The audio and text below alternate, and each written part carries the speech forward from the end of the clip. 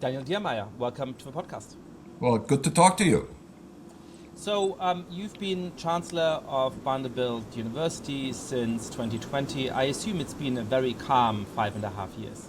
Yeah, it was quite something. I started July 1, 2020, right in the middle of COVID. So it has basically been one crisis after the other. And I think we had like maybe 1.5 years when we were not constantly dealing with another challenge. But despite all of that, we've had a great 5.5 years. University is thriving, but it sure has been interesting times. One of the striking things about higher education in the United States is that it's both an incredible story of success and is clearly losing the support and respect of a lot of the American population at the same time. I mean, American universities continue to be world leading. Students still want to come to the United States to study over any other country when they have the opportunity. A huge percentage of Nobel Prize winners come from American institutions. The contribution to cutting-edge research is tremendous. The endowments and the facilities that you enjoy at American universities are more luxurious than what you can find in just about any other country in the world. And undergraduate students, I think, are treated to incredible opportunities. And at the same time, you look at something like the Gallup poll that asks, generally speaking, you have a lot of trust, or some trust, a little trust, or no trust at all in the higher education sector. 10 years ago, most Americans had trust in higher education, and today only a little more than a third do. What is your diagnosis as to why that is happening? What's the fundamental reason why so many Americans are losing trust in higher ed? Yeah, so this is exactly the situation we find ourselves in. On the one hand, we have this tremendous history of accomplishment and success. I mean, the American universities, as you correctly point out, are still the greatest in the world, both in terms of like their educational achievement, their research achievement, and then also, I think, sometimes a little bit less realized and less top of mind is their contribution to the innovation economy. I mean, so many of the innovations that have transformed our lives have originated in universities, or university played an enormously important role on that, all the way down to, of course, to AI, quantum and all of that. So that's the success story. And the second part, the challenge is, as you correctly point out, it's very important for people to realize that this did not start a year ago when Trump took office. Okay, so we have had an erosion of trust that goes back years. It's an erosion of trust in universities, both from the left and from the right. So the decline happened across the board. It was more pronounced, and the decline was steeper on the conservative side. But both on the left and on the right, we have seen significant erosion of trust. The concerns are different from the left and from the right. So if you look at this a little bit deeper, the criticism from the left is really that we are a kind of elitist, if you will.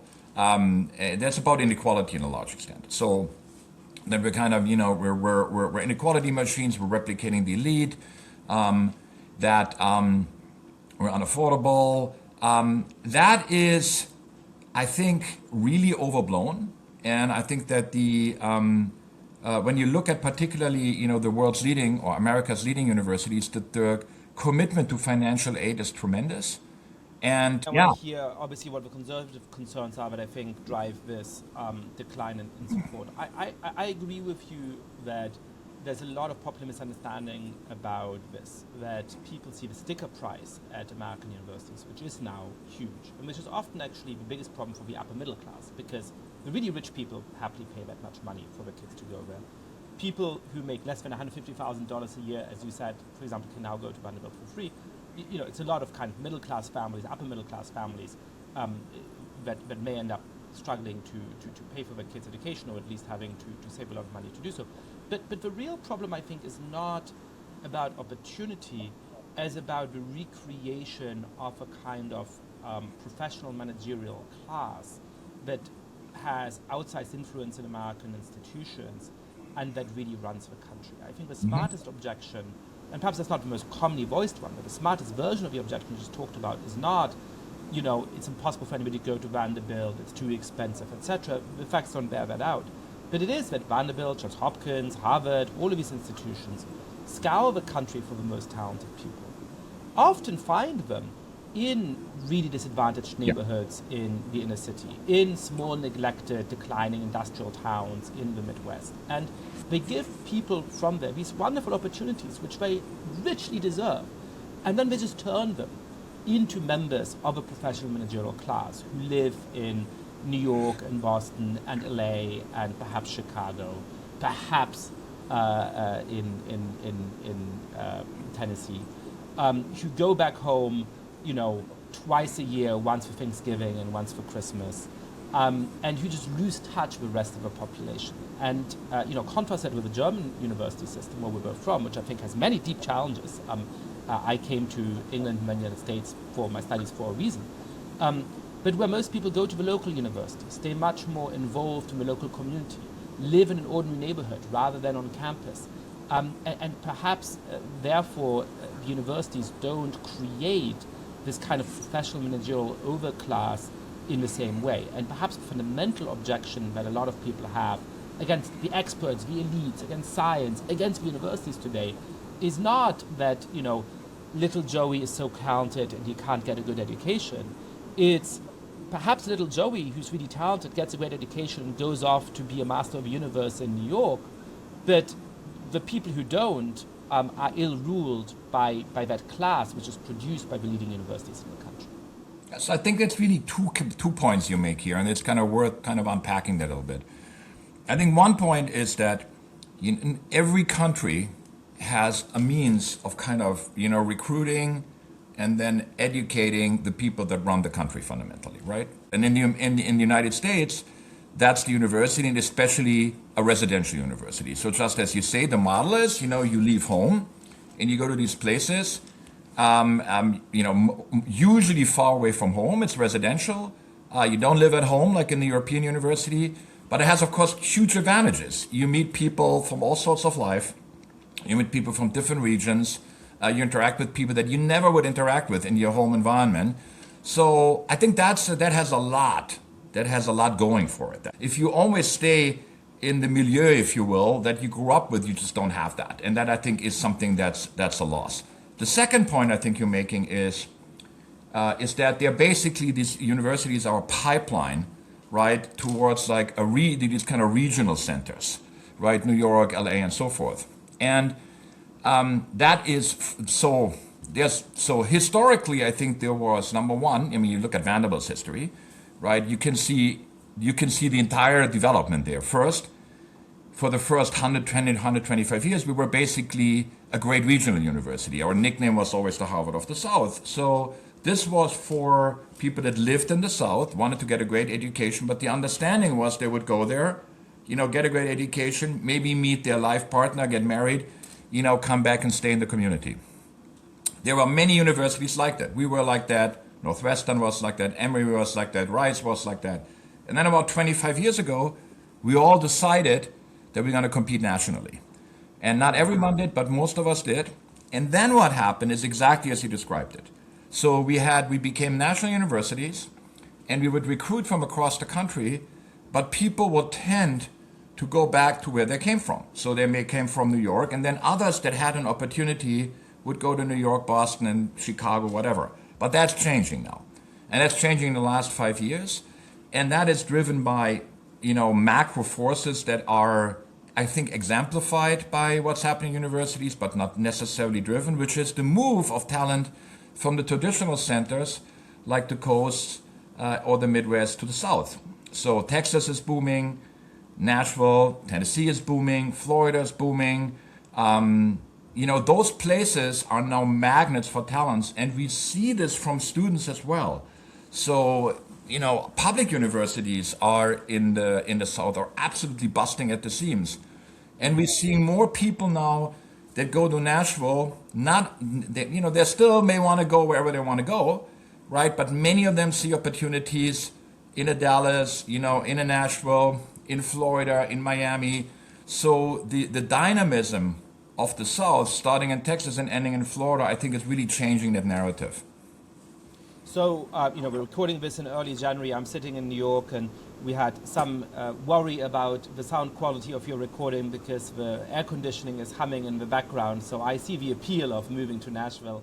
And having visited Vanderbilt a couple of times, I know it's a wonderful university. But let me restate the point one more time in a different way. I think part of this is a question about regional versus national universities, and you're right to point to that transformation as a very important factor and one that's perhaps a double-edged sword.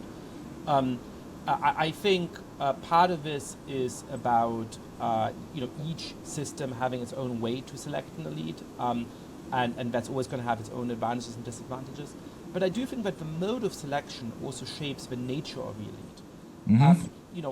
When I look at Germany, I think one of the good things about the German elite is that it's quite rooted in different parts of the country. Is that it's not very abgehoben, it's not very far removed from certainly when you're talking about the elite, from the middle class, and the upper middle class, perhaps not from the proletariat, but from really quite ordinary people. Part of that is about industrial structure, right? I mean, the biggest German media conglomerate is based in Gütersloh, a city which many American listeners to this podcast perhaps have never heard of, right? It's unimaginable for the biggest American media conglomerate to be based in a similarly insignificant town, right? But part of it is about the universities, that people often don't move from their hometown for it, they stay in those local communities. Now, don't get me wrong, I think all of that has tremendous disadvantages, right? I think the German political, cultural, and so on elite is often quite provincial, is often insufficiently ambitious, and that has gotten the country into a world of trouble across a number of dimensions, right? But it does also has this advantage that I think, when I talk to really the people who are in charge in Germany in a variety of ways, they feel like they live more or less in the same world as their fellow citizens. And in America, it just strikes me that, I've been living in this country for 20 years, and perhaps it just says bad things about me, but I barely know anybody who didn't go to college. I barely know anybody who didn't go to a top 25 university. I barely know anybody who doesn't have a master's degree. And that's because when I arrived here, I was doing a PhD at Harvard, and I was living in a complete bubble of people. Now, when you look at the social backgrounds, and the ethnic background, and the national backgrounds, it's a very diverse set of people. When you look at what the educational trajectory was, they were all the best in the high school. They all went off to good colleges. They all got into good grad programs. They all, to varying extents, are very successful today. They all make six figures today unless we've made very deliberate choices that precluded them from doing that. And so it's just very easy for the American elite, even in a broad sense, right, to just become very, very far removed from the average population. Now, on the plus side, they're surrounded by the brightest minds from an early age, and there's much more ambition, and they end up founding AI companies and getting Nobel Prizes and feeling at the age of 28 that they can go and do something in the world in a way that I think is very rare for people in Europe, sadly. When I look at the level of ambition of students in America, it's much higher than of students in Europe. And there's lots of good things about it, but it does have this bad thing that it sort of separates this professional managerial class, and not just the top 10,000 people, the top 5 million people, 2 million people in the country, from the rest of the population in a much more extreme way than is the case in a place like Germany. Do you think that's a fair complaint, or am I getting something wrong? I think it's an interesting perspective, and I think it is like I think it's very much worth thinking about, right? So I would say, I think one thing is it's always helpful to kind of contextualize this a little bit historically, right? Because and this is different from the European countries, America is a vast country, where people, it's an immigration country where people come from all sorts of parts of the world, and there is a really important value in bringing people from different parts of the country together to get to know each other as friends and members of one community. That is a very valuable thing, and especially post Civil War, when really so many of the public universities were founded. And many of not all of them, but many of the great research universities that we, Stanford, Hopkins, were all founded after the Civil War. So Vanderbilt's mission statement, when Cornelius Vanderbilt founded us, said the goal was to found a great university that brings together all the parts of a divided country. That was the idea. So I think the historical mission of the American university to do just that has been enormously successful. So that's if you will, the different backgrounds, culturally, regionally, and so forth. What you're pointing out is something very important, right? I think what people now call kind of the college divide or the degree divide is that the cultural differences in this country correlate now largely, or to a much larger extent than before, with whether you have a college degree or not.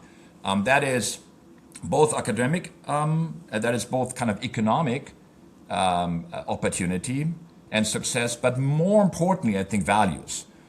So the value divide that you have and the kind of political divide now cuts through that. And that is clearly manifesting itself politically. It manifesting itself in this backlash in university in a different way. Now, what do you do about that, right? I mean, one way to do it, but we don't want to give up. I think the model that this is a place where, we bring together these essentially talented individuals from across the country, from very different backgrounds, and we help them not only to get a great education, but we want to prepare them for a role as citizens in a democratic and free society, right? Where they can interact with people from different backgrounds and so forth.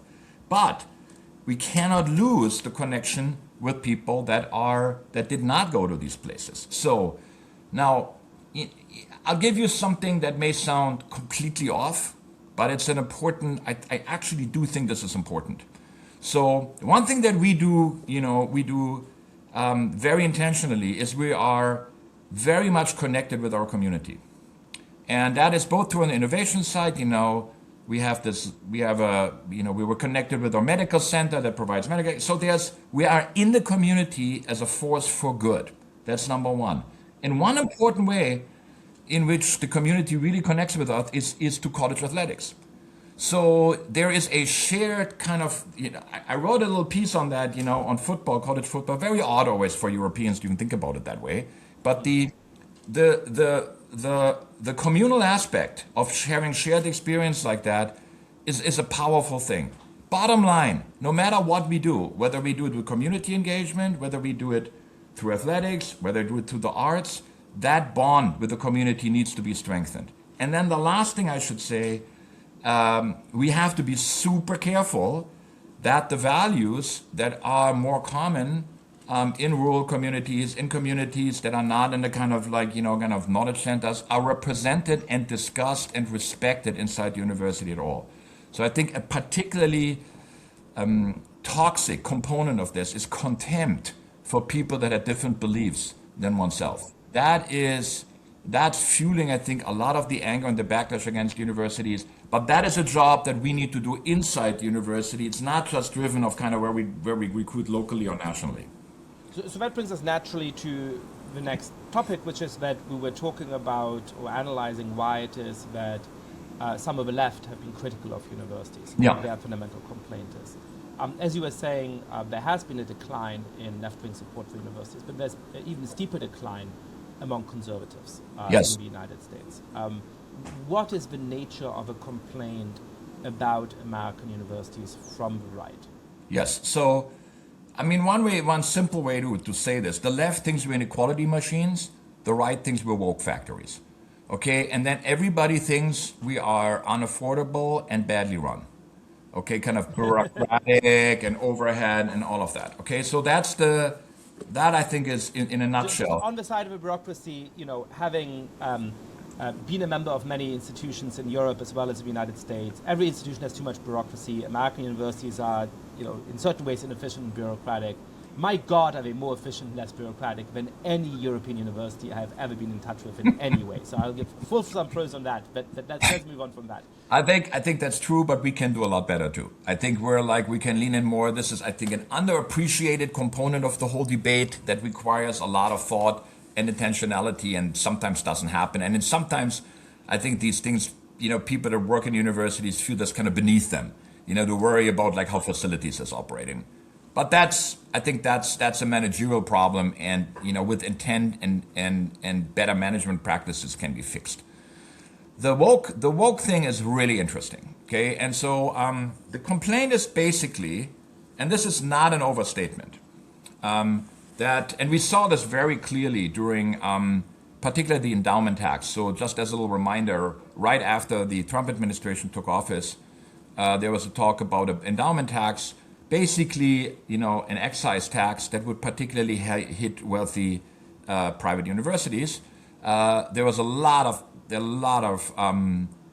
conversation on that. I spent a huge amount in Washington talking to members of Congress on that, members of the administration. The original proposals were very harsh, and and really have a significant impact on the philanthropic support that we can provide for student aid and faculty and so forth. They were intended to be punitive. I mean, it was clear. This was not a tax that would raise a lot of revenue. It was intended to punish, penalize universities that had drifted towards a political bias, if you will, that people didn't like. And one of the striking things about it was that at least in one version of a proposed bill, it would take effect just about if you had about $100 million more than Notre Dame University. Yeah. We want Notre Dame to be taxed, so they put it just above Notre Dame. Well, that's the political process, right? So there are exemptions. That's what goes. Notre Dame is now subject to the endowment tax. So are we, but at a lower level. But if you are like the most well-endowed universities, it's pretty, it's a material thing that has a direct impact on what you can do. The reason I'm mentioning this is that what you're doing there is, when people tax endowments, right? Endowments are used for financial aid and to support faculty research, and they are basically the accumulated stock of philanthropic support of generations. So you're basically taxing philanthropy that supports these universities. That's a pretty extraordinary thing to do. And I think it was a wake-up call for all of us, but even more striking is what people would say. Okay, so when you meet with senators or when you meet with members of Congress, more generally, members of the House, their staff, there were astonishing things that people said. And people on the right would basically say something like this. One, this is almost a reflection of the conversation we just had, right? We know you're educating the elite of this country, and we don't like what's coming out on the other side. So we're giving you billions of dollars, hundreds of billions of dollars in research funding and student aid, and you're creating graduates that hate America. That's the statement, okay? And we will use... to that statement? Well, I'll say something about that in a minute. And then the second thing is, and then they said, and we will use all tools in our disposal to make sure that changes. That then ended, of course, the leverage that Congress and the administration have is on taxes, research funding, all that stuff, the kind of post-October 7th drama with Harvard and all of that. That's all driven by that concern. Okay, so now, I think hate America is clearly an exaggeration for rhetorical purpose, but that's what people said. But the problem, the way I see it, is this political drift of universities is a reality, has been happening for years, and manifesting itself in multiple ways. There's almost kind of like a novel here, like chapter 1, chapter 2, chapter 3, right? But the debate over free speech, which really started, I would say, in earnest around 2015, something like that. That's when speakers were canceled. That's when we had speech codes. All of that. You remember the Halloween costume controversy at Yale? There was one chapter. Yeah. Christakis. Yes, of course, the Christakises, and then the next big chapter, of course, was October 7th and the debate over institutional neutrality. Then there's the next chapter is DEI, and now the newest thing, which is really the most important one, is what happens in the classroom. And you may have seen that, so the concern now is that there is political bias, ideological capture, lack of viewpoint diversity. These are all different ways to talk about a phenomenon, and they have different meanings, and they need to be carefully parsed. but that there is it's happening in the classroom. It's happening in research publications. It's happening in professional association. It's pervasive, and the root cause of that is that I think that's the way, at least I think it makes the most sense. Is the concern is that we are subverting scholarly standards, scholarly and educational scholars to a political ideology. That's the big problem, okay?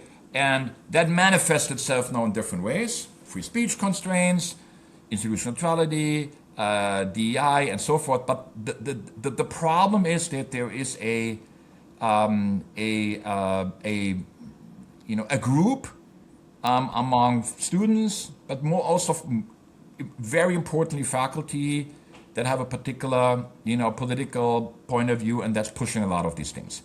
And then, the flip side of that, presidents and boards have not reacted to that at all, I would say, or not all of them, and not coherently enough. One of the things that over the last weeks there's been a big debate about faculty recruitment and discrimination in faculty recruitment, inspired by an article in Compact magazine. And it's certainly true when I talk to friends of mine that they have either experienced in hiring committees, explicitly illegal justifications for how to proceed, justifications, by the way, that would have been illegal even before the recent Supreme Court ruling about affirmative action, as well as when talking to friends of mine who've been told explicitly that they were not chosen based on their race or sometimes their gender,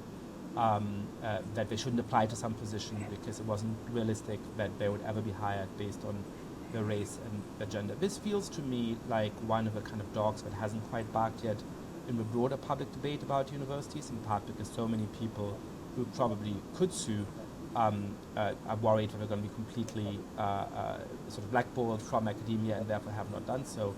It seems to me likely that this is going to move not to the center of the debate, but more centrally into the debate in the next years in one way or another. What is your view on this? Do you think there has been large-scale illegal discrimination on the basis of race and gender in faculty hiring at American universities? And is this going to move more to the center of some of the debate around higher education? No, we just can't have that. I mean, that's the long and the short of it. As you point out, even if you are a strong supporter for, race-conscious admissions, that's about student admissions. That's not about faculty hiring. Faculty hiring based on race or protected category issues was illegal all the time. Okay, so you just can't have that. It's illegal. You can't do it.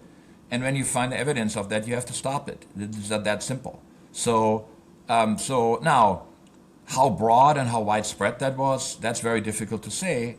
My worry is that, some universities just basically kind of, took a kind of casual approach to that in terms of, and in part because maybe they support it deep down, and then maybe also a problem is university faculty hiring is very decentralized, but I gotta tell you, if you put like if you force diversity statements or you put like a DEI representative on search committees, you shouldn't be surprised that this is happening. I mean, the people understand the cues, and they act accordingly.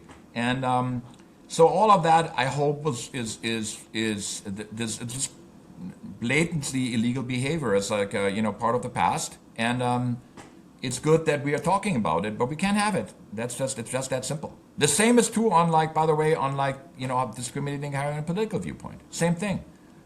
Faculty need to be hired based on their scholarly expertise. Full stop. And that's it. So I've been pretty vocal on that in the past. I think this is it's an important thing. I don't know how widespread it is, but we'll have to tackle it whenever it occurs. So I'm curious about how you think about this. You were saying that the idea that these universities are producing graduates who hate America is an overstatement for rhetorical purposes, and I certainly co-sign that. I can see, however, why conservatives might feel unwelcome on campus for two subtly but importantly different reasons. The first is just that there is a supermajority of people on campus who deeply dislike the Republican Party and who probably don't recognize that there is a rich conservative tradition which would be worth taking seriously, even if, like me, you have very fundamental objections to Donald Trump. And this, of course, in some ways comes downstream from some of the things we talked about in the first strand of a conversation. It is just, I think, now the case across the professional managerial elite of the United States that we have seen this strong, across the electorate, that we have seen this strong polarization by educational status. That the best predictor of whether somebody votes for Democrats or Republicans now is not income and it's not a bunch of other things. It is how educated you are.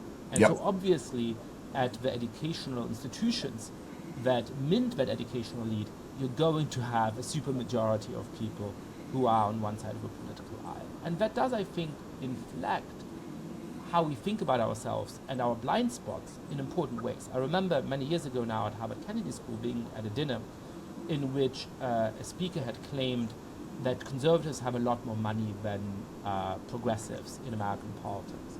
And they had basically counted up the budget of all of the explicitly conservative institutions, the Heritage Foundation and those kinds of places, as well as the explicitly progressive institutions, like the Roosevelt Institute. They found that the conservative institutions had more money.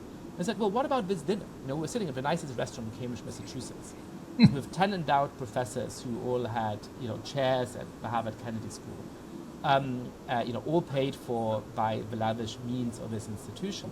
It was assumed as a ticket of entry. Unspoken. It was unimaginable that somebody who's sitting there might not support the Democratic Party, might not be on the left side of the political aisle. And of course, all of that in the study had been counted as neutral money because Harvard, of course, is a nonpartisan 501c3 charitable institution, right? And I don't think that this is because of some conspiracy by the president of Harvard or the Chancellor of Vanderbilt. It's not even really a conscious conspiracy by a lot of us professors who, by the way, have perfectly reasonable views. These were not radicals, right? These were like mostly center-left liberal faculty members. But in that milieu, it's just assumed that you're on the left, and in a way that would understandably make even a very reasonable moderate conservative feel quite unwelcome, feel like they always have to watch themselves, right? I mean, there's a second problem, which I think affects a minority of faculty members, that would certainly exist, which is the faculty members who both feel motivated and empowered to use the classroom in order to impose their political views on students. And I certainly see that when I emphasize to students at the beginning of term that I'm going to play devil's advocate, I'm going to push points of view that I feel are undervoiced in the discussion, but I want them to bring the whole selves to the discussion. I want them to actually say what they think. I'm going to grade their papers on the quality of the argument. I don't care whether I agree with the argument or not. I just care that they make the argument as strongly and as cogently as they can. And it takes repeating this point a few times and then seeing me in action in the classroom for a few weeks for them to start trusting that I actually mean that. And I do hear sometimes from students, I've just gotten accustomed to writing in papers what I can tell my professor believes because otherwise I might get a bad grade. Now, I don't think that's the case for most faculty members, right? But it's enough that students experience that a few times early in their education for them to learn the lesson. Jump through the hoop, echo what my professors say, don't rock the boat. The GPA here is a huge problem. There's grade inflation. Everybody gets an A or an A minus for most courses. So one class in which you get a B minus because your professor is pissed off with what you were saying for ideological reasons is really going to push down your GPA. It's just not worth the risk. Are these two complaints fair and legible too? Well, I think the evidence is super strong that's certainly among the students and even among faculty is the case. So I think what you call this kind of unspoken consensus, it's I would think it's kind of an institutional orthodoxy. Those are the types of things that are just kind of part of being part of an institution, and then you stick out like a sore thumb if you're not part of that. The important part is that's not destiny. Okay, so you can do things in order to prevent that. But if you're not, what you're finding right now, and the evidence is just mounting in terms of survey evidence for students, for faculty, what's happening in classrooms, that this is a real problem. And it's a problem, it's clearly a political problem, it's an educational problem, because the students are no longer engaging with each other in serious debates and discussions. But that is, you can do something about that. That is not a given, that there's not a natural law or anything like that. And so, we're concerned about this already when I arrived. And so what you do is you clear about your principles. In our case, the principles are commitment to free speech, what we call open forums, institutional neutrality, and what we call civil discourse, which is that you use arguments and reasoning and you don't ostracize each other just because they have a different point of view. Remember that we're members of one community. That's number one. And then you have to act accordingly when things get tough, like during October 7th, because people pay attention to that, whether you're doing that, whether you're considering having BDS as part of your endowment or not. Those are important things that reinforce this institutional orthodoxy. And then there's a very important component on the student side, which I think again is underappreciated. Many of the students already, so we do an enormously thoughtful and intentional work to recruit students to Vanderbilt, to attract students to Vanderbilt that have that what you just described.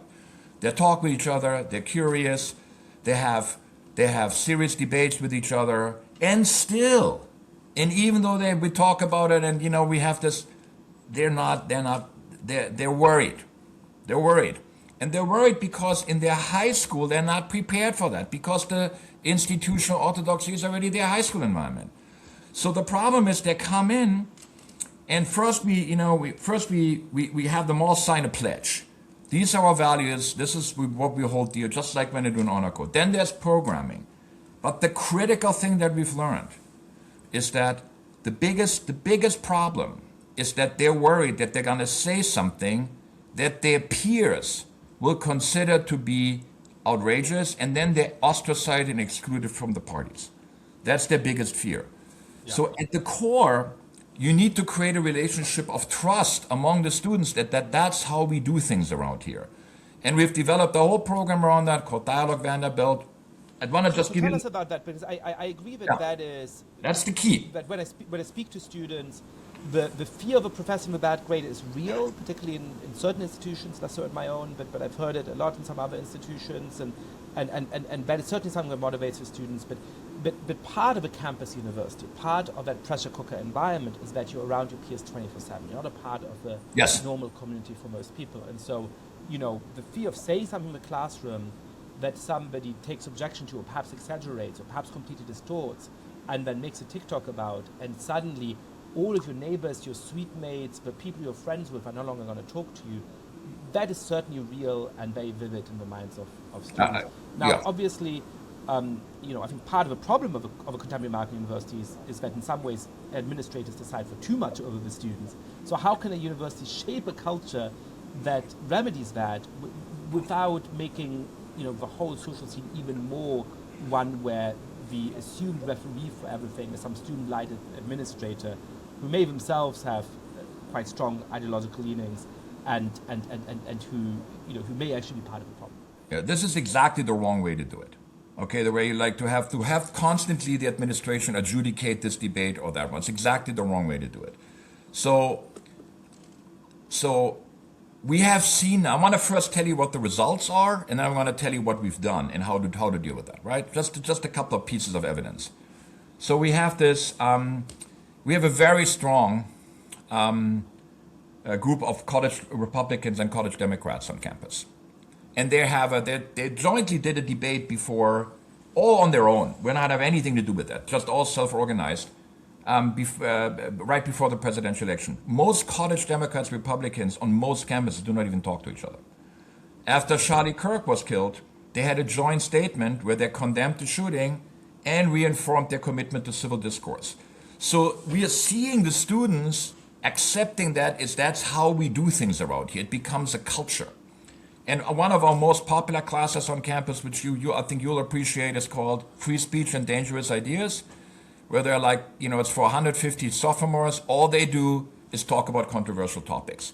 So there's a multiple things that need to happen. So let me just highlight a couple. One, the commitment to free speech needs to be active. It can't just be like something you put in your bylaws, and then it has to be operationalized. So what that means, for example, is every one of our registered student groups or faculty can bring any speaker to campus as they see fit. This is a commitment we've had since 1964. Okay, so 1967, for example, all student organized, created this thing called the Impact Symposia, where at the time they brought Storm Thermal and Stokely Carmichael. You can imagine what this did at the time. But that is how we do things around here. Now, I want to give an example on that. The practical things are critical. So this is 3 weeks after October 7th. Okay, so we have a strong chapter of the Young Americans for Freedom on campus, conservative student organization. 3 weeks after October 7th, they brought a speaker on campus called Michael Knowles. Kind of like a conservative, very conservative kind of, speaker that tends to kind of attract controversy on campuses. So his topic, this is 3 weeks after October 7th, is in praise of settler colonialism. That's the topic of the speech, okay? Now you may imagine that many of us students are very unhappy about that, but our students have the right to bring anybody to campus as they see fit. It's not checked by us, it's not controlled. The other students can protest, but they can't disrupt.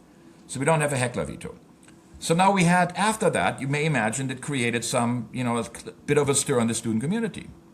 So the students, I had a discussion with the students, my students' newspaper, The Hustler. Not, kind of unusual name, but that's our name. And they said, this is terrible. How can you have this? Just creates controversy and the usual arguments. And we sat down and we said, well, let's think about it.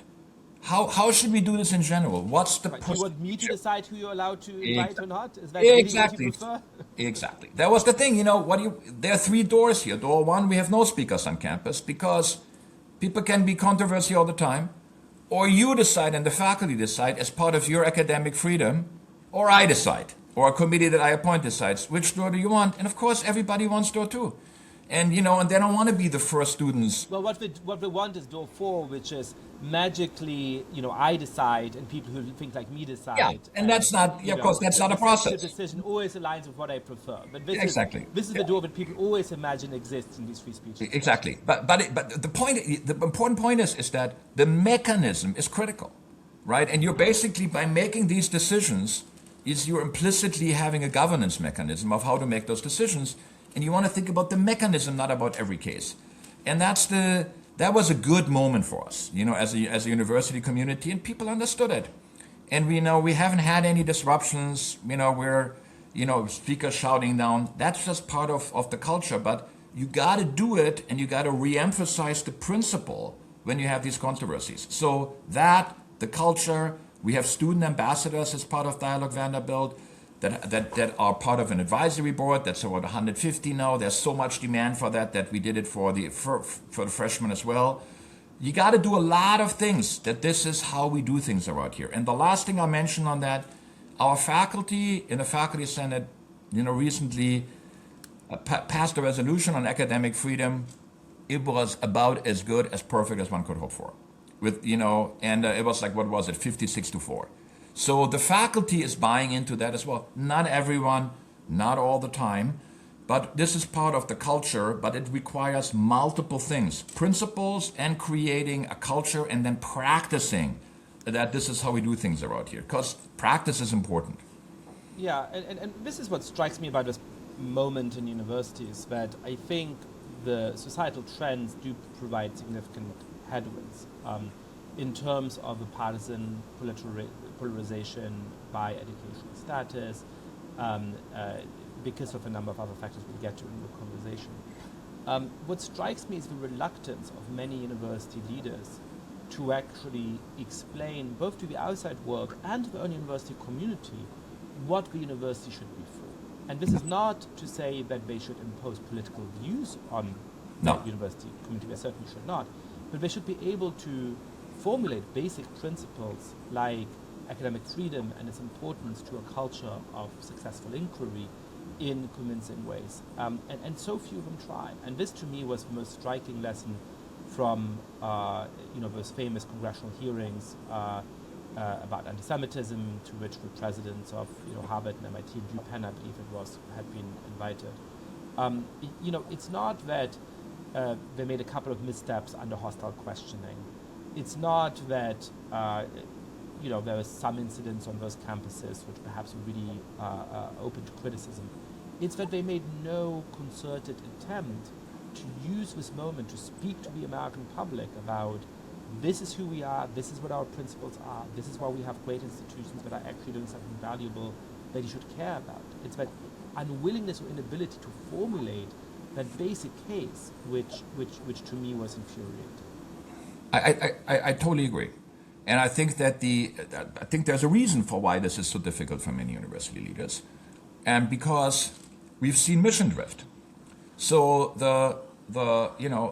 from my point of view, I mean, it's certainly what's happening at Vanderbilt, was true at the University of Chicago as well, is our mission, our purpose is utterly clear. It's about path-breaking research and a transformative education. It's about the creation of knowledge, and then its dissemination or transmission. That's what we do. We are not a political party. We're not part of a political movement. So that means we need to resist the temptation to act like one. Okay, and that's the whole essence of this debate over institutional neutrality. Is that it is none of our business is to create a platform for people can debate stuff. We want to encourage debate, not to settle it on anything unless it's directly connected to the university. So, and it's but once you have a specific incident, just like on the free speech example, the pressure to take sides is super high.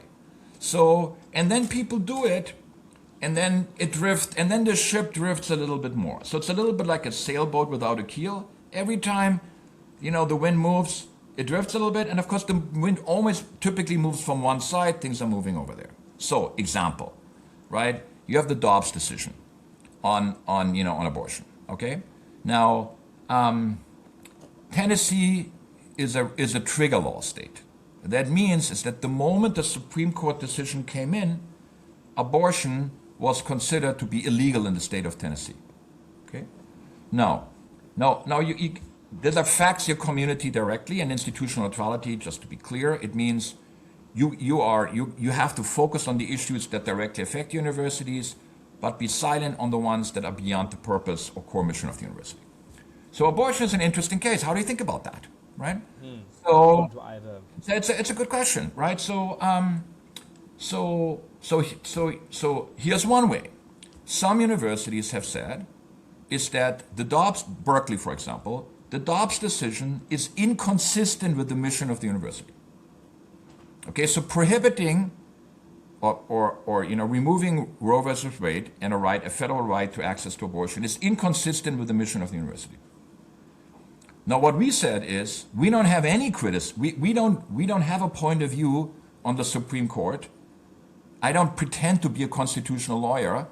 And by the way, my faculty has points of view all over the place on that. Some think Roe v. Wade was right. Some think that Roe v. Wade was decided incorrectly on constitutional grounds, but that's the good public policy, and.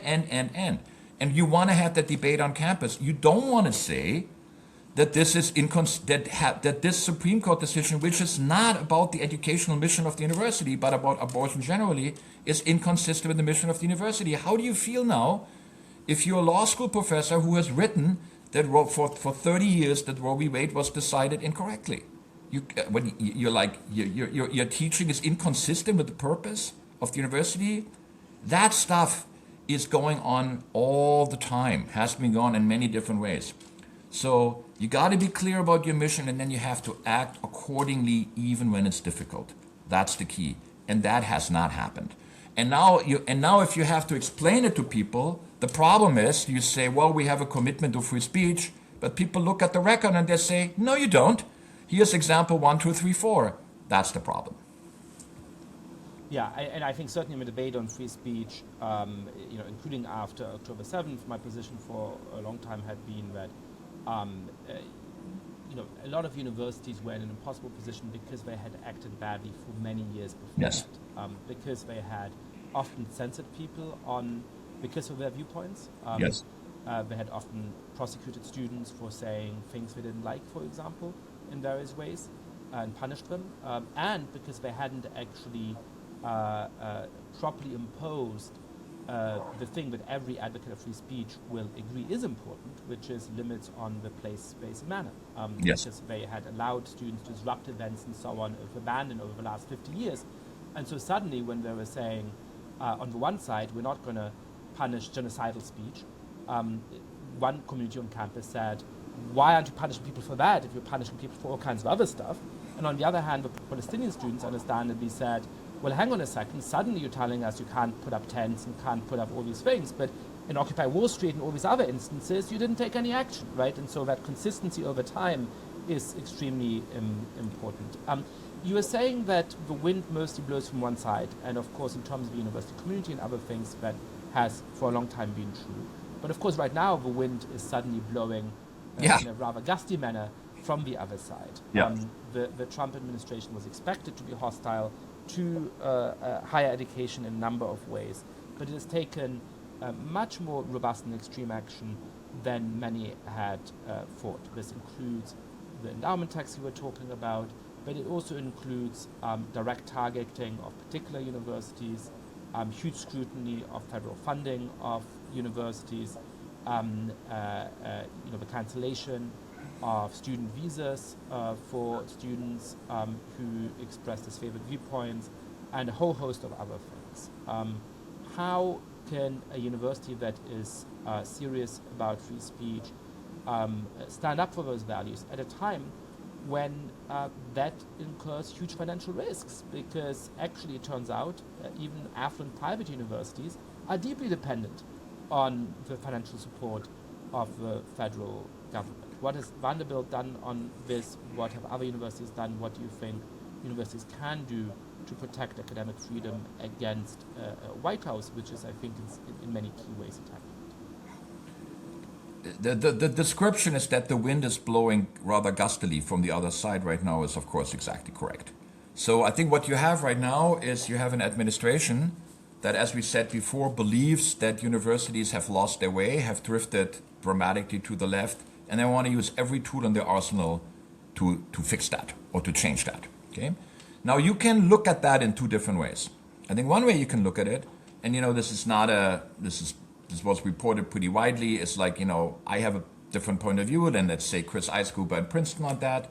You can look at that and say, that's an authoritarian onslaught and things are just fine on university campuses. Okay, so all of that is either wildly exaggerated or there's really nothing to see here. There's always a little trouble on university campuses, and what this is really about is it's a takeover attempt of institutions such as universities, etc. Now, my point of view has been, this is of course what we just talked about earlier, is that universities have been drifting away from their core mission, that has resulted in a erosion of public trust, and unless we fix that, so there are two things we have to fix. We have to get back to what we're all about, clearly articulate that, and then we have to be able to communicate with the American public for why they should support these great universities. That we're doing things the right way, and that we're having tremendous positive social impact on the country, which we do. For every dollar we invested in federal money, the American public gets $5 back. It's amazing. But we got to fix these things along the lines that we've just described. So that's number one. If you don't fix them and you believe that the wind will just blow over, good luck to you. This is a broad point of view. It is shared in many state governments. It's been shared, across multiple parts of the country, many parts of the country. It's not just a kind of special thing that the Trump administration came up with. The forcefulness, for sure, that's new. So number one is you gotta put your house in order. That's important. Now, the second thing is, once you put your house in order, you can speak with clarity and with authority. You no longer have the problem that people say, well, yesterday you suppressed free speech, now it's okay, and this selective enforcement problem that has been plaguing them. So there has to be a moment for university that says, this is what we believe, and we will act according to these values now. And we're not there yet. Okay, we have done this last year. We've actually kind of reaffirmed that publicly together with WashU. There was a lot, I'm very pleased to see that after really kind of putting that aside for a long time, many universities have now embraced institutional neutrality. There's a better free speech climate on campus. I think that's all good, but it's not enough. And the clear commitment to saying these are our values, this is what we stand for, and then communicate that clearly is what's needed right now, and it's just not happening, at least not happening enough. Do you find that in some ways the kinds of reforms that you were pushing forward at Vanderbilt since 2020 have become harder to implement because of Trump? And what I mean by that is twofold. A, obviously, that Trump himself or his administration is threatening free speech in all the ways we outlined. Yeah. But B, that there is a tendency, which I've seen very strongly when I've spoken to friends who are active in campus politics in their institutions, where a lot of faculty members were themselves rather displeased with what was happening on campus, didn't like having mandatory diversity statements, which often in reality were a kind of ideological litmus test as part of a hiring process. We're hearing from some very prominent American academics who are not exactly conservative, like Jill Lepore, that they were close to resigning their positions at Harvard and other places because they felt that their intellectual freedom had been so constrained. So there's a lot of kind of center-left liberal professors who actually were seeing the problem. And when Biden was in office, my read of campus politics is that maneuvering carefully, university leaders could win majorities on the faculty senate for some of those reforms because they were seen as a substantive response to problems that, some faculty members vociferously disagreed with their existence, but a lot of them, even on the left, actually recognized it, right? Now I worry that crucial sort of voting bloc, in the literal and the metaphorical sense, at universities, the center-left liberal professors, see any kind of change as you're capitulating to Donald Trump. You're just doing the bidding of Donald Trump. Yeah. And so that reforms that on the substance, if they fall by dispassionately, they may agree with, that in 2023 they may have voted for in the faculty senate, now they're going to vote against out of principle because they're saying the last thing we can possibly do is to capitulate to this administration. So it's not a problem at Vanderbilt, but it is a problem at other universities. Okay, so the reason why it's not a problem at Vanderbilt is because our principles have been clear under Biden, and they're clear now. They haven't changed. They were actually clear under the first Trump presidency, then Biden, and now. Nothing has changed. We're doing exactly the same thing. We're doing it at the state government, where we've had a lot of challenges, here and there. At the federal government, a lot of challenges. At the municipality level, doesn't matter. We always do the same thing, and we try really hard to be consistent. Okay, now so we have not had any difficulty with that. People understand that, and it's helpful for us now.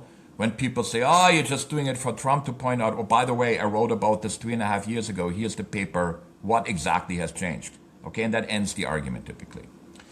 However, you're correct that at the universities where I think a lot of the work is still in front of them.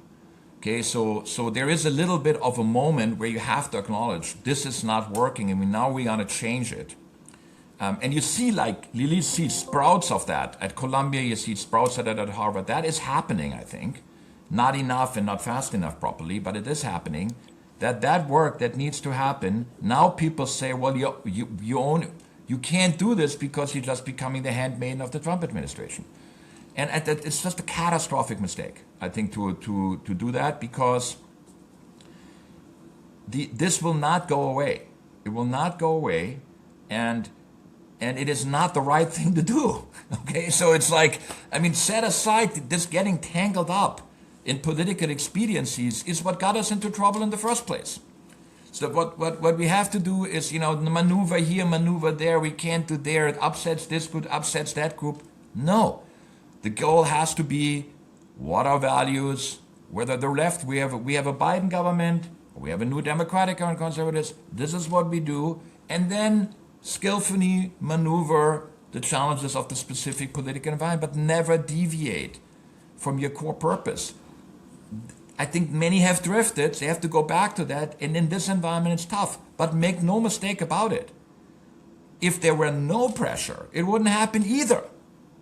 It didn't happen, right? During the reason why change happens is often people know that it has to happen, but they know, they believe it, but it's politically extremely difficult on campus. Why? Because only one group is vocal and the other one is not. And they don't want to speak up because it's painful. If you've ever been in a battle like that, it's personal. You're being attacked as sexist, racist, whatever it is. It's painful. And so people don't do it. And so the typical experience for a university president like mine is you have a kind of contentious debate where only one side is speaking, and then you go into the elevator and your faculty member says, I totally agree with you, that you did a great job. Right? So the cardinal sin for any faculty member is to agree with the university president. Yeah, I know, so it's an illusion to think that this would just happen. So my own sense of that is, I think so the pressure to instigate change is important, but it's better if it comes from inside the community. So FIRE, for example, played a very important role. I think, the Chicago principles played a very important role in showing a path to what free speech is all about and how we should adopt it. I think, I hope that the advocacy for institutional neutrality played a role on that, the debates that we've had. And then, of course, post October 7th and all the drama that we saw on campuses, there was a pragmatic reason. Now, the last thing you want is the federal government to do this. It's obvious because it's a blunt instrument.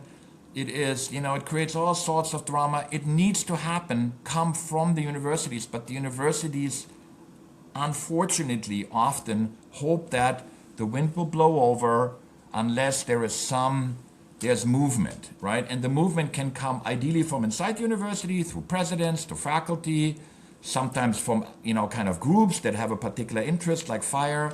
That's a much better process, but boy, 4 years we could have done it and we didn't. And so now the house is on fire and everybody panics, but these issues are deeper than the political environment that we're living in right now.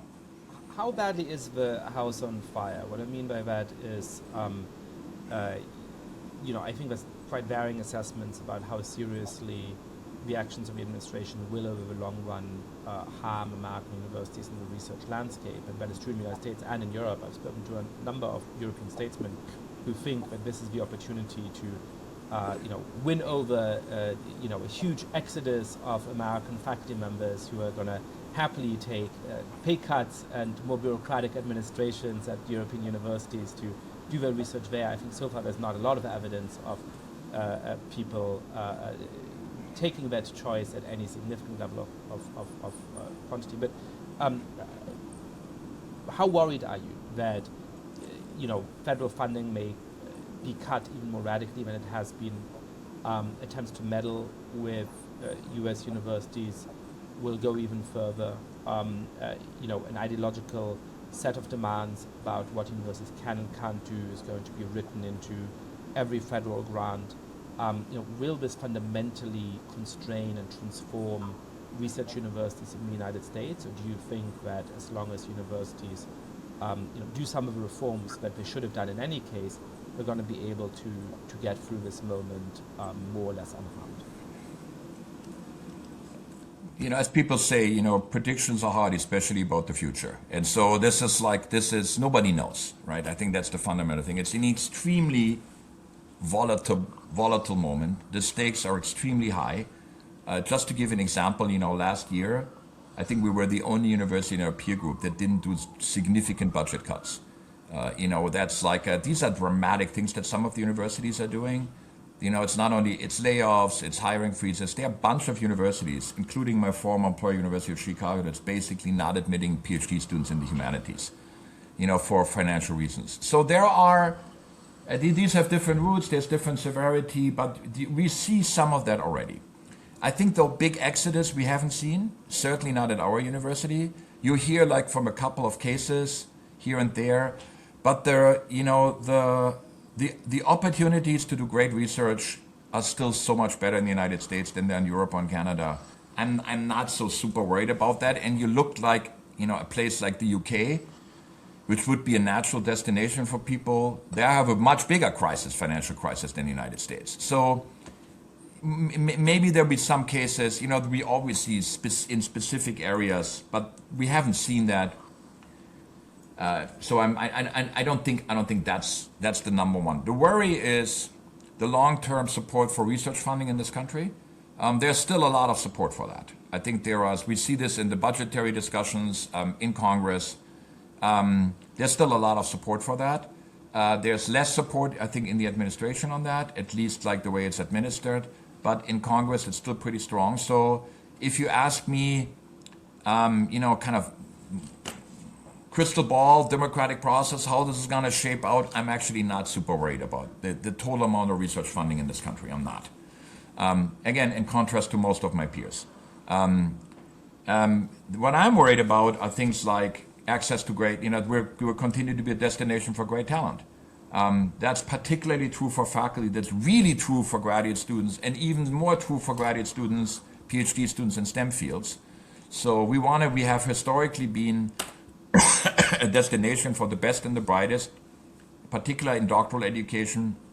They're playing an enormously important role in making the American Research University do what it is. And then many, of course, stay in the country and contribute to the economy, whether it is as researchers or many of them become funders or founders or, work in the private sector.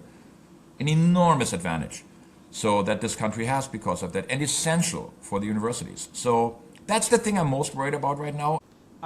Daniel Diermeier, thank you so much for coming on the podcast. Well, thank you so much. Very much enjoyed the conversation.